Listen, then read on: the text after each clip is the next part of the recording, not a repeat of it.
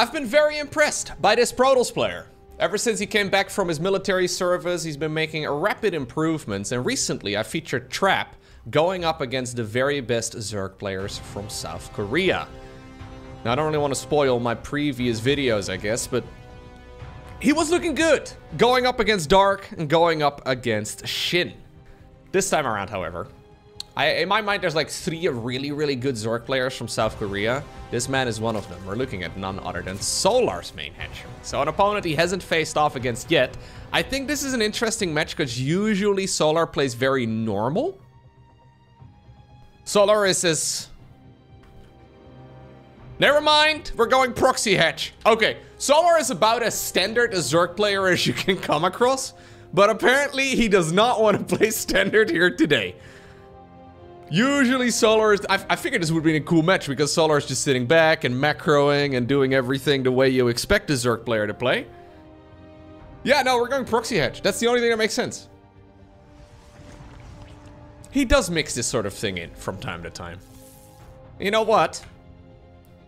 There was that match that Trap played against Dark, where he cannon rushed the gold base of Dark. So Dark decided to go for a quick gold base on Alcyone, and he decided to respond with a cannon rush. Managed to get really far ahead, and then clearly he wasn't entirely sure how to proceed from there. Right, so even though he was ahead, he managed to turn that advantage into a disadvantage without about 2 minutes time. I'm very good at that as well, personally. Don't want to flex or anything, but I'm really good at throwing games. I don't think this is a bad play right here by Solar or anything, because it's one of those build orders that requires a specific approach in order to figure out how to deal with it. And apparently the one that Trap has decided to go for is a double gate, but you don't really need to go double gate. You can just go for like... Is this a full wall? No. It's a tight wall though. Anyways. Yeah, he's gonna be able to pull this off, but he's following this up with very quick double adept. Oh, Solar even gets the Evo chamber block as well. You have about 1/10 of a second to click the buttons fast enough to get just the smallest delay, in addition to your previous delay. Now he's gonna scan the main. Don't let the gas get stolen, Trap, because that is another disaster in the making. Okay, so the follow-up right here from Trap has been double gate, and that means he can start sending those adepts out on the map. Of course, Zerg has expanded in the meantime at home as well, but it's going to be kind of difficult to get the third base going, although he already sent a drone there. Very quick building production here from Solar. It's looking a little bit messy, but he's just trying to save the workers. Yeah, and this is good on this map in particular, though. There's the Zealot as well. Oh, don't get your units get pinned against the wall. Yeah. This is a fight that actually... Solar should not be winning so handily. Okay, great crisis management right there by Solar. Yeah, so this map has a very quick rush distance from natural to natural. It's the fastest in the current map pool. So when you go for a double gateway start like this as Protoss, you're kind of expecting to deal some more damage to Zerg. When they go for a really, really late, well, gas of their own, right? Because this has been hatch gas pool since he made one of his expansions in the opponent's natural. The Zergling speed upgrade here is relatively late, but... Twilight Council on the back of this right now for Trap. So, in the games we've seen Trap play against Zerg recently, he's been going for a lot of glaives. It seems like glaive adepts are currently his go-to strat, which is kind of cool, because everybody under the sun is currently going into Stargate as their go-to standard. Now, Trap was doing a lot of... he was doing a lot of Stargate play as well, but only like 1 or 2... Oracles, then straight into Adepts. It is kind of nice to see. I would imagine, yep, there we go. This is going to be straight glaives this time around. Now, Solar is a dangerous man, though, in these straightforward games. Like, Solar is not somebody, like, for example, Dark, who's, at least I think, who's really going to be skipping the Roach Warren. I don't really see him going quick, like, +1 melee with a Baneling Nest early on. Yeah, this is a very conventional style. About a 4.5 minute Roach Warren here from the Zerg. We should see a lair within the next half minute or so as well. Unless he's scared of an all-in here from the Protoss, then he may stick around on just, well, hatchery tech for the time being. Overlord is gonna look forward and see what's going on. But at this point, it's all a little bit of a guessing game here for the Zerg. Solar doesn't want to drone too heavily. Ooh, okay. So it's Glaive Adepts into Dark Templar. So even if the Glaive Adepts manage to get cleaned up pretty easily, right? So Solar is going to see the timing right now of the Prism. So he's not going to be starting up a lair anytime soon. Even if the Adepts get cleaned up pretty easily, I can imagine that maybe the Dark Templar on the back of this can be quite a hassle. This has been a lot of Zergling production, though. He's also going double Spore. So even though Solar doesn't really know exactly what's going on, he is considering Dark Templar. But here's the Resonating Glaives. Keep in mind that in order to go for an Overseer, you do need to have a lair. And that's exactly what Solar is skipping so far in this game. He's doing it on purpose to try and make the defense against the Adepts a little bit easier. I think you commit. Yeah. Yeah, not over here. No, we gotta run over there. Okay. Well, I think you commit indeed, but you also commit to killing the drones instead, or at least reducing the surface area. That is not quite the optimal play, I don't think. In the meantime, a couple Adepts are trying to create a distraction in the natural too, but very well managed right here by Solar. Yeah, at this point, Trap is also seen. Okay, here's the Dark Templar. The Queens and the Biles, okay. He does get all of this done. There's still no lair. We're gonna see the Spore from the natural uproot and go into the main base to try and save this. We have hold position and transfuses everywhere we go. This should be within range. Recall on those Dark Templar. I think one of them managed to get out. And ultimately, this is not terrible right now by Trap, but I also am not in love with it. The fact that he managed to get 9 drones on his way out is kind of nice. But it's been quite costly. Yeah, as a matter of fact, Zerg hasn't lost anything so far that costs any gas. That's curious. Alrighty, so third Nexus is coming up. Just about to finish, actually. He's been making probes already, and at this point in time, Trap is finding himself with a tiny little worker lead. This Dark Templar managed to get a couple more kills under its belt as well. Okay.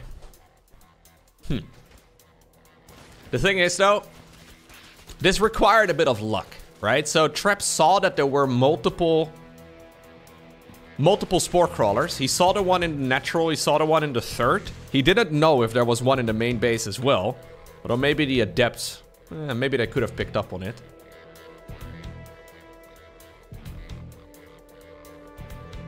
Oh. Wait. No, let him form the hatch. I think you wait up to form the hatch, right? And then... Anyways. This Dark Templar will likely not survive for much longer, but it's been putting in a lot of work. Finally, there's mobile detection here for Solar, and that's gonna make everything a bit easier. Okay. Now, you know what? Worker-wise and economy-wise, this is not a bad game right here for Trap. This is actually putting Solar into a bit of a weird position, right? Because how do you decide right now where the game is currently at? Like, yes, you've taken a bunch of damage from the Adepts and the Dark Templar, but not a ton. But you also know the Protoss was late on their third Nexus because they committed to all that aggression. It's difficult right now for Solar to really judge what strategy he should be playing. There's an Infestation Pit coming up. Curious to see if this is... Like, if he thinks he's in a great position here, he should go Lurkers. But if he feels like he's behind, I think Swarm Host would also be an option. And we're now nearly 9 minutes into the game. Only 3 base saturation right here for Solar. He does have a 4th hatch coming, but this is not really the booming economy that you're hoping for. No Hydra Den yet. He could be skipping the Hydra Den or the Hydra upgrades for now and go straight into Lurkers. That's also an option, but... No, he's making Overlords. I think this is a Swarm Host transition. So Solar's looking at this game right now and he believes he's behind. Yep, Swarm Host coming up. Now I would love to see a Nidus Worm with it as well. Nexus starts up in the meantime, over on the far left on the map. Yeah, Zerg players have not been very confident. Whenever they're like in a position where things are not going 100% according to plan, they are not happy to play a long macro game. And instead it feels like in the current patch, they are obligated to go for what seems to be essentially an all-in right now. I mean, this is It's not quite all in. It's very committed, however. You need to justify going for the swarm hosts. And they are literally very hit or miss. Like, the first wave of the Locust is usually the most critical one. Trap flying around the map, ultimately. Okay, Prism falls. But that's okay. He's just trying to buy time. If he can get Storm done here, that's going to make the defense against the Swarm Host much easier. But the rocks are down. And he's not going to find out about these Swarm Hosts, I don't think. Unless he saw it with maybe one of his units that's been going around the map. But I don't think he's going to know about the Locust until they hit him in the face. So here we go. Is there enough? I mean, he's maneuvering into the right direction. You love to see it. No Storm, though, is still going to make this quite costly. Shield battery overcharge would not be a luxury. There it is. Okay, well managed. He killed 13 drones in the meantime as well on the other side of the map. Dude, Trap is playing some good StarCraft.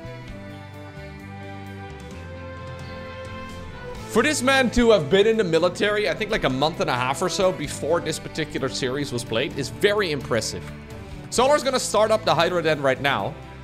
Maybe we will see him go into lurkers here eventually. Problem is, he's currently maxed out. And this army from the Zerg is not getting any better. Like, that's one of the problems with Roach Ravager Swarm Host. I mean, that's why he wants to trade as well.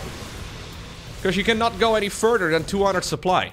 Swarm Hosts, once again, have their Locust available. They're going to be raining it once more to the natural expansion. Excellent force fielding here again by Trap, although a little bit of overlap.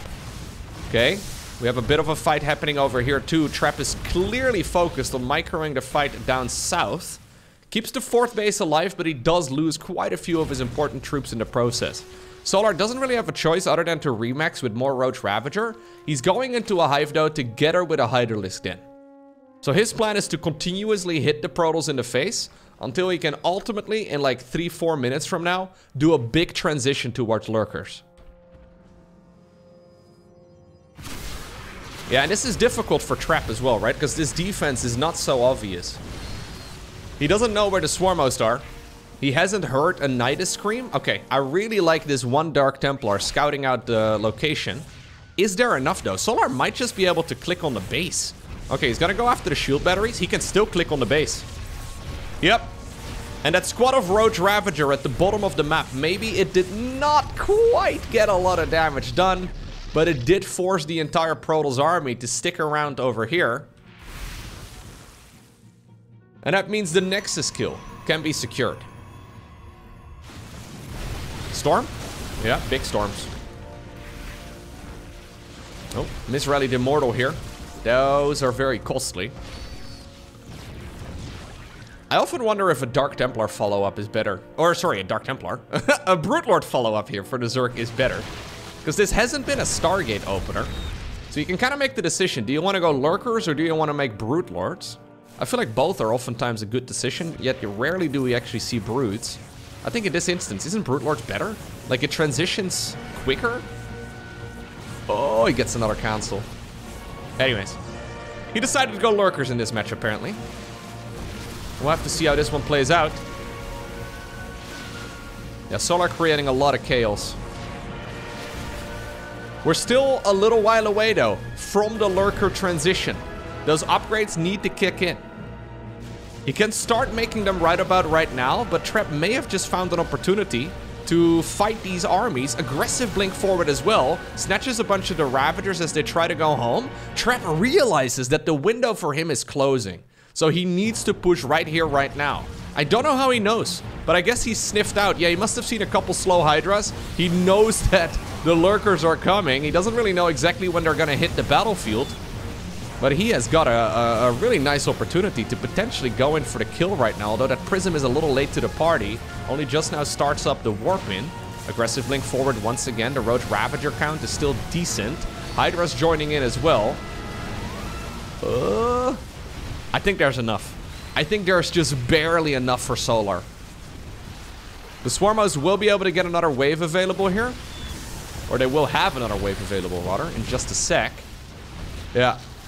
No, I think Solar just barely pushes this back. That was on a razor's edge, though. Imagine if that misrallied Immortal was not misrallied. I mean, there's a lot of small improvements, obviously, that could have been made by both players, but any Immortal at this point, in addition to the ones that were already here, would have been massive. And now the Lurker transition is going to is going to hit like a truck.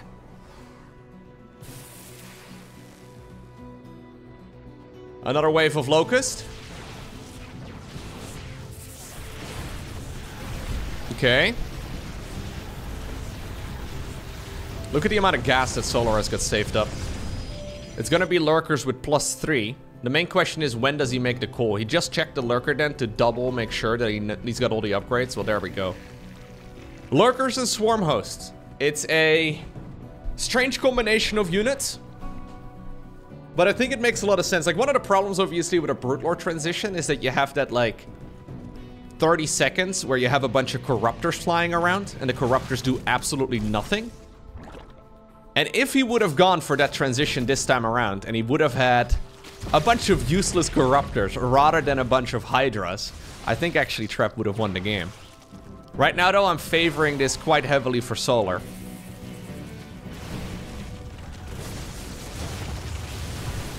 Yeah, you need a Skytles army, preferably. You can also win this with ground. But if you're losing a lot of your High Templar and your Immortals and Archons and all that, it's gonna be really difficult, I think, for Trap to get much done. Although, he did send a group of Zealots to the bottom of the map. In the meantime, there's also a Roach Ravager squad here at the bottom on the Protoss' end of the map. The age for the Roach Ravager is over, though. The era for the Lurker has arrived, and you know what? That's a lot of value.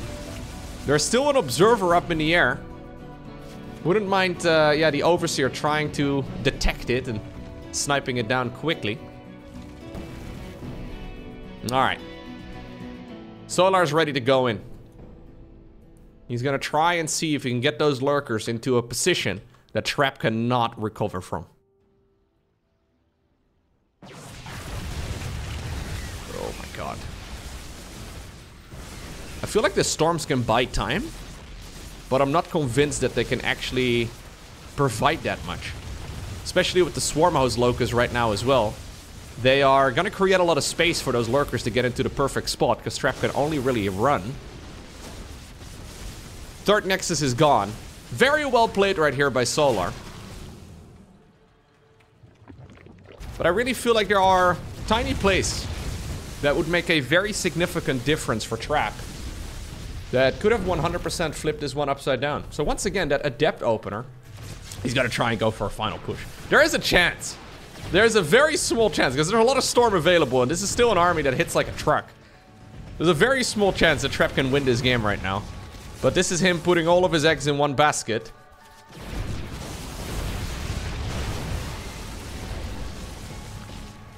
I wonder if we should have gone for a Nidus Worm as well. I think a Nidus Worm would have been amazing. You know what? In the meantime, these little hit squads at the bottom, he did manage to get a denial on that 4th base, or the 5th base rather, of the Zerg. He's trying to shut down the mining over here too. It's not like Solar is a very rich man here, but yeah, the combination of Lurkers and Swarm Hosts. They're like cousins, you know? Like, they don't see each other very often, but it's always a party when they do meet.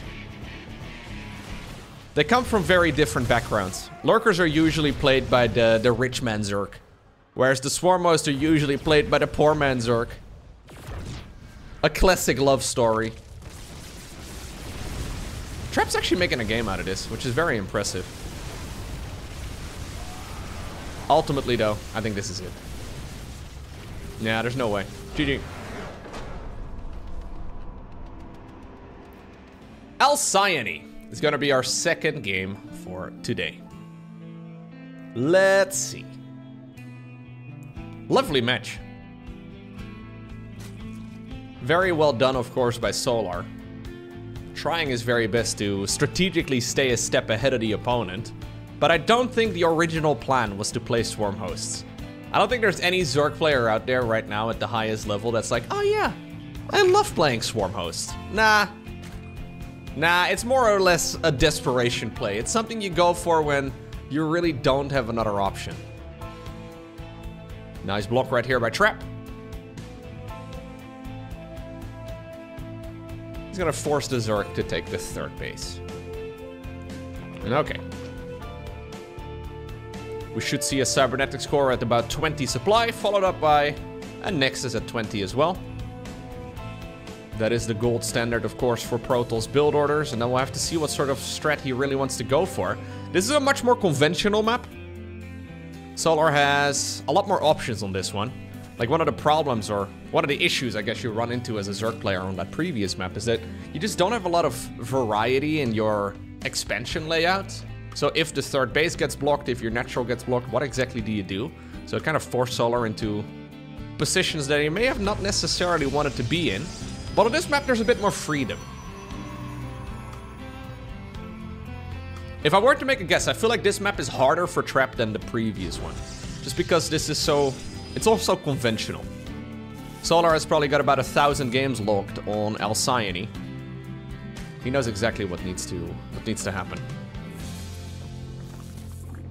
Okay, so the norm for Protoss is to go for a Stargate as soon as the Cybercore finishes up. Stargate should be attached right over here. Maybe over here. Maybe over here. No, this one sucks. Over here. Anyways. Basically irrelevant. But you usually go into 2 to 3 oracles, and then you transition towards a Twilight Council. No, it's once again straight Twilight. No, it's a Stargate. Okay, never mind. Never mind, never mind. Thought he wanted to go for the Warp Gate research. So in some of the games I've seen him play, he only goes for 2 of those oracles. Actually, that's the only thing I've seen him do. I'm trying to think of any other games I've seen him play where he goes triple oracle. I think he may have gone 1 and 2 oracles once, but not the triple oracle, which is kind of funny because all the top tier Protosses, guys like MaxFax, guys like Hero, guys like Classic, they pretty much all play triple oracle every single time. Trap really favoring the quick adept upgrade, which is, I don't know. I can't figure out if it's good.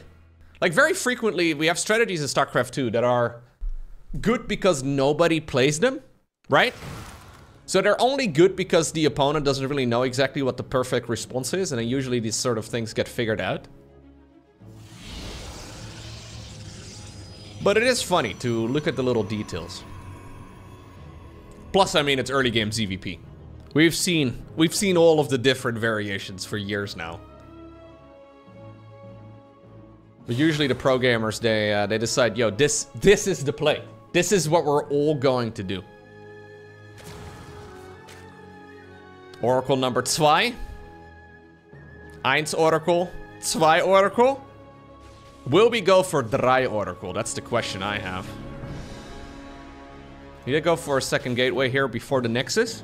Nexus should start. There it is. 350 is good. Okay.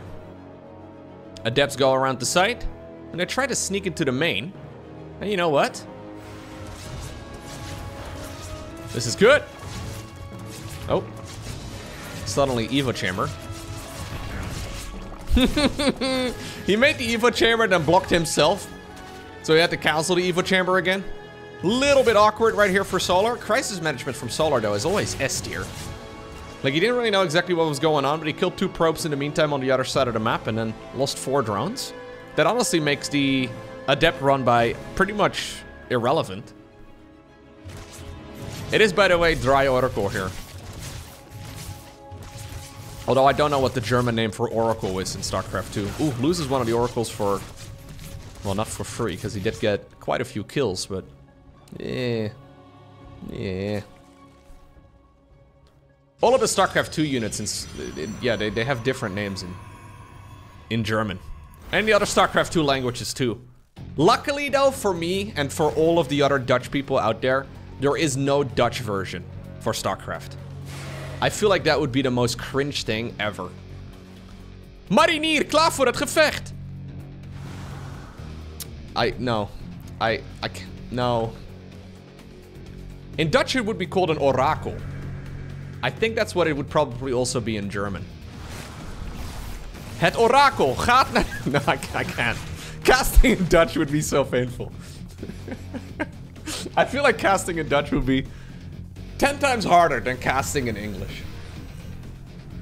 Anyways, so this is a very conventional build right here from Trap. So we're going triple Oracle into Blink into +1.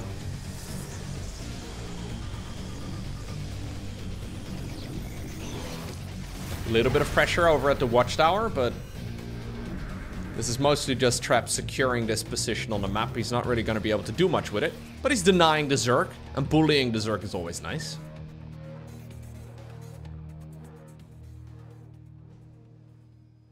I know there are many anti-bullying campaigns around the world, but Protoss players, absolute bullies. 100% of the time. Zerg's just running around the map trying to get a little bit of vision, seeing if the opponent has expended yet, that sort of thing. Trap immediately shuts it down in every time he can. It's rough. +1 melee, really? Okay. So he knows it's gonna be Stalkers. Ah, that's why. So we're going Spire with this. This is ultimately Muta-Ling, but Mutas and Zerglings don't really work as a straight up transition. So Solar is gonna go into a bunch of roaches first, and then try to catch his opponent off guard. But again, this is not a confident play, right? This is all like kind of like the Swarm Hosts. It's kind of like a haha, I got you now type of play. Nice force fielding here by Trap as he's shutting down. Ooh, the Queens. He's very good with the force fields in general, I've noticed. He's gonna get the kill here as well on this expansion, I think. Could be costly. Yeah, okay. Decides to recoil with a force field. Boom. Brilliant. Brilliant sequence of events right there for the Protoss. The only problem for Trap, though, is that he has... Oh, he has seen it! Wait, what? Did he fly in... I guess he must have flown an hallucinated Phoenix around the map. When did he see the Spire? Okay, follow-up question. He saw it, but did he see? Because he's not doing anything here that indicates that he actually noticed the Spire. Solar is calling the bluff. He must have known that his opponent got vision of it, but he still decides to just make 11 Mutas regardless and double down. So +1 attack coming up in the Spire. +1 melee is going to finish up for the Lings. In the meantime, we've had Immortals and Colossi on the other side of the map. I mean, that's not really the type of unit you want. Like, Roboplay in general is not ideal against somebody who's going Mutas. With good base defense, though, there's a lot of potential here for Trap to just hold on. But you do have to be on point. If he actually didn't notice the Mutas and they suddenly catch him off guard, these guys can kill an entire mineral line in about 2 seconds. Zergling run by in the meantime over at the 3 o'clock position, drags the entire Blink army towards the right side of the map. No cancel on the Nexus. Now the Mutas run in the opposite direction, and this is really rough right now for Trap. Yeah, there's enough Mutas here to actually kind of just fight these Stalkers. I mean, I don't know if you want to stick around for too much longer, but this is already so much damage. And this is not just a couple Mutas. Yeah, he just didn't see. So if Trap would have paid attention to the minimap and he would have actually interpreted the scouting info a little bit better, he could have already had a handful of Phoenixes out, which would have been amazing when these Mutas came flying in. Instead, he's accidentally found himself on the back foot. He saw the Spire, but he didn't notice. Just because you have vision does not mean that you see. Yeah. Yeah, sorry. That's how it goes in StarCraft sometimes. You can print that on a shirt. Put it on a mug. How can a man with so much vision be so blind? Turns out he really is the Oracle. Anyways, I don't think we can really... Really? Are we gonna go Solar? Okay, Solar. Solar believes he can just fight this straight up. It's a dangerous play, but he does have +1/+1 done. +1 on the Mutas and on the Zerglings. Normally, this is an harassment squad, not really a I'm gonna kill your base and unit type of squad, but... Alright. Solar just reduced his opponent's army to basically nothing. He knows that Phoenixes are coming, but he's still doubling down. Fleet Beacon on the back of this right now to try and get that ranged upgrade for the Phoenixes. Trap, though, had to dig deep and smash his piggy bank just to try and get all of that going. Now his Stargate gets shut down as well. The pylon is gonna need to be reproduced. On their way out, though, the Mutas just kill a handful of probes, man. When Muta play gets out of control, it is so hard to get back into the swing of things. Alright, here's the desperation play. The entire Protoss army is split up now, though. And I wonder if Solar is going to make use of that. He now knows that this army is going to go back home, so I think that means he is going to move back in. Yeah, that army is going to take a minute or so to get back, so that means that the Zerglings are going to be very handy as well inside of the natural. Recall will be used. There is an Archon in the mix. The Archon can deal splash damage, and it is dealing a lot of splash damage, but ultimately not enough. It's Solar who wins the series 2-0.